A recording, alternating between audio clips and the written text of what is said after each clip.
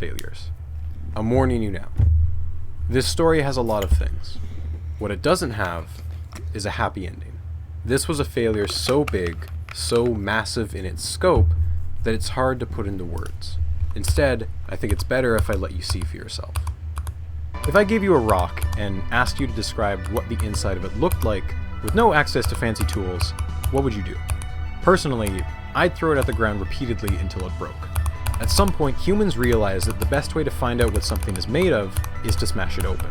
And if it's a rock or an apple, our hands can get the job done. But if we wanted to break apart something small, like a proton, for instance, we're going to need some specialized gear. Hence, particle accelerators. A particle accelerator, or more specifically a collider, consists of three main components. 1. A tunnel system, generally a circular loop that is held at vacuum and at temperatures close to absolute zero. This is what the particles will be traveling through. 2. A set of ultra-strong magnets. These serve two purposes. Most of the ring is surrounded by equally spaced magnets, and their job is to steer the charged particles around the ring.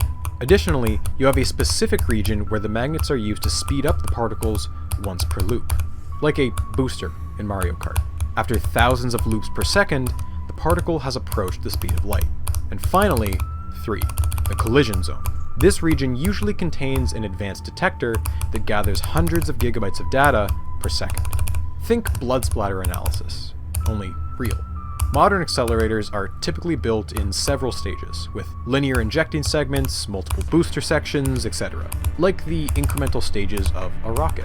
But by and large, accelerators are just big guns we build underground, and then we shoot really tiny bullets, and then we hope that the bullets ram into each other and explode. Why? Because collisions release a ton of energy, and energy is related to mass through Einstein's iconic equation.